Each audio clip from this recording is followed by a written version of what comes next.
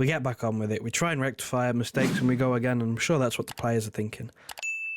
Now, before I get into the video, as always, house rules, if you will. Please, if you would, like the video. Really helps us out, get on the algorithm. Let people know that we are back making content on this channel, and subscribe if you are new. Trying to build the community again, get this thing going. You know, I like it, help me out. Shows that you are interested in what I have to say, because I really do enjoy making these. And if you enjoy them, I'll keep making them. So, onto the game. As I'm sure you're all aware, there is one massive elephant in the room, and that is Rodri is suspended. Too many yellow cards, yellow card accumulation. He's got a one-match suspension, and probably couldn't have come at a worse time, really. We've not won in 3 games in a row in the Premier League, and now we go to a 4th place high-flying Aston Villa side away without Rodri. And if you go back a couple months, when he got sent off for the choke slam, those 3 games that he missed, we lost. We lost all 3. Wolves away, Newcastle away, Arsenal away. We lost all 3. Not only did we struggle defensively, we also look like we struggled going forward as well. So, yeah, to say it's looking good to be a lie. But of course, you've got to try and remain positive. Only positive I can think of right now is that, you know, we haven't won in 3 games. We haven't lost. But that is really about it. I mean, there's been sort of encouraging signs where not struggling creatively going forward, we're just struggling to put the ball in the back of the net. Being clinical, that's where we're struggling. But creatively, as of late, it really hasn't been an issue. I think we've created more than enough to, even with some of the officiating decisions, I think we've created more than enough in some of these games to put them away. I'm thinking of Liverpool. Yeah, there was another good couple of chances in there that, you know, even with the disallowed goal controversy, we still could have won that game if we would have taken our chances. Same thing with Tottenham. We could have had 3 at half-time. Easily could have had 3. Haaland missed a sitter. We could have killed the game off. Even though that refereeing decision at the end was terrible. One of the worst I've ever seen. Still wouldn't have mattered in the grand scheme of things. If we would have just taken some more of our chances, we would have been clean through in the game. There would have been no argument. You know, Spurs might have even started going into damage limitation mode. You never know. But we didn't take our chances, and we didn't get the 3 points in either of those games. So that is obviously, you know, the positive to a negative, I suppose, or negative to a positive is, you know, we might not be scoring loads, and that's a negative, but we are still creating chances, and maybe something will just click. Maybe we will start taking our chances. So that is sort of a positive way to look on things. And then, of course, you have to bring yourself back down a bit and remember that, you know, we've conceded 10 in our last 4. And 3 of those games have been at home. And now we're going away. So, yeah. Really, really not too many positive signs, apart from, of course, we're still creating loads. We haven't lost. And we all know the character of this squad is more than capable of turning things around. You know, we've known over the years that we can get in a rut and then the team can go on a run. It's really that simple. And it won't be a bad place to start. Villa away, of course, high flying 4th in the Premier League. If they beat us, they'd push us down to 4th and go above us into 3rd.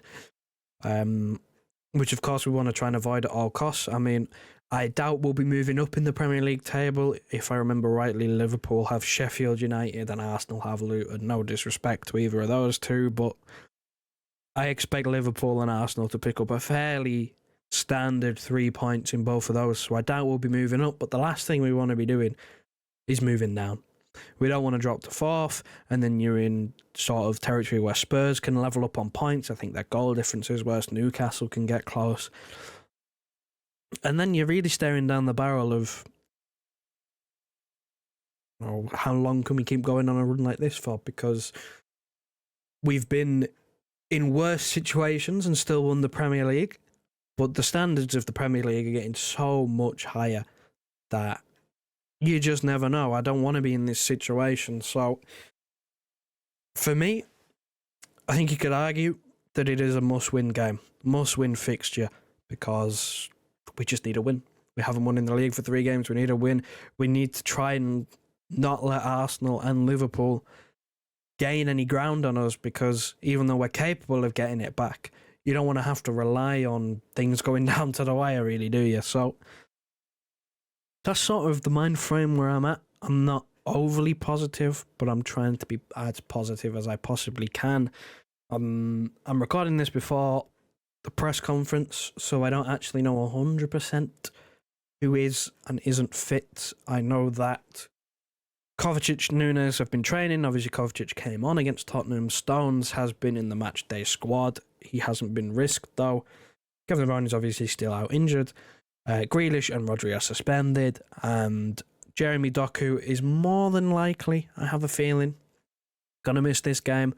And possibly Luton, and I don't know how far it'll go. It looked like he pulled up with some sort of muscle injury when he came off against Tottenham, sort of hamstring area, which, as we know with John Stones, you don't want to rush anything because he'll end up injured again. So, yeah, really poor timing with Grealish suspension, with the yellow card, because, you know, Doku goes out injured and now you got Grealish suspended. You know, you had the problem of, you know, it was doing my head in as well, the whole Grealish versus Doku thing, and now you've got neither to choose from because one's suspended and one's injured. So it's crazy how things can turn, where you have to get on with it. I'm sure that's the mindset of the players, and Pep never likes to moan or complain saying, oh, we have so many injuries or anything like that. He just simply says, that's football. You get on with it. Everybody has injuries. So be really interested to see who is actually available, whether he takes risks with someone like Stones.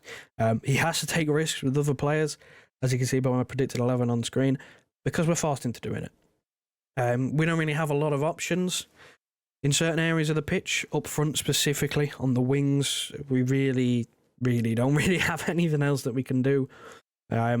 At midfield, we're a little bit limited, but it's the defence where he has these options, but I want to see him use his options.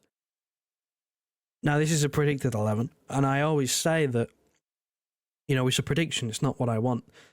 This is leaning more towards what I want territory rather than what I think he's going to do. I don't think the defence is right. I think everything forward from John Stones, so, you know, the two in midfield, Alvarez and Kovacic in the front three, I think that is right. I think that is what he will go with, simply because he doesn't really have much other options. Unless he plays Oscar Bob, which I don't think he's going to do, but I don't think the backline is right. But I'm almost trying to manifest it into existence. This is kind of what I want to see. I said at the weekend for Tottenham, I wanted to see Rico Lewis because John Stones won't be risked against Tottenham. I don't want to see Akanji inverting because he can't do it. And I don't want to see Walker pushing on because he can't do it. They're just not good at them roles. Rico Lewis is, you know, the only player who can do that John Stones role effectively now, albeit he does it from a right-back position, but he's the only one who can do it effectively.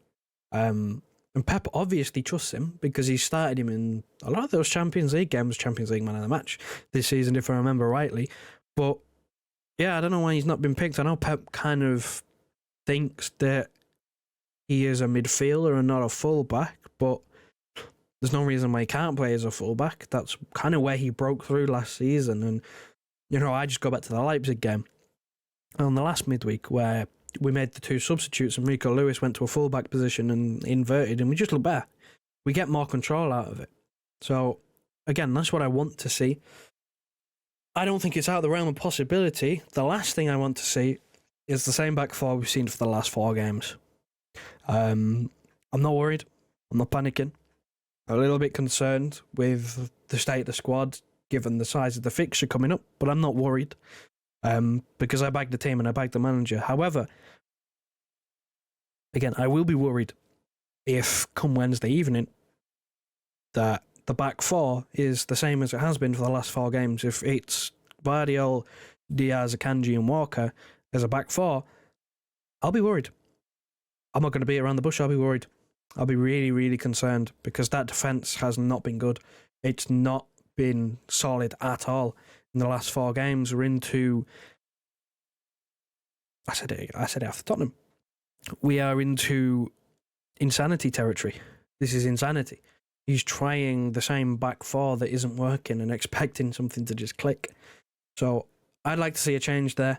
I know that it's best sometimes to let a defence form partnerships, but it's just not working. It's just not working. I think they've had their chance for that back four in that system to try and work things out, but it's not. So he has to change it for me. And I think Rico Lewis is the perfect person to bring in there because, again, what I would do, given the Rodri suspension, is play John Stones and where Rodri plays as a holding midfielder and have Rico Lewis sat next to him, inverting from the back line. If Rodri was here, then, having Rico Lewis there doesn't make that much difference. You put John Stones in there. But Rodri's not here. So Rico Lewis, to me, is the obvious replacement. Now, if he's not going to do that and he's going to play, I don't know, let's say Kovacic in the holding midfield role again, and he plays Stones as, the stepping up centre-half, fine by me, play Kyle Walker. But I'd rather have Stones and Lewis in there and allow Kovacic to push it a little bit further forward, be more of a link man. But, I hope he goes with this. Again, like I said, I don't think the back line is right. I don't think it will be that.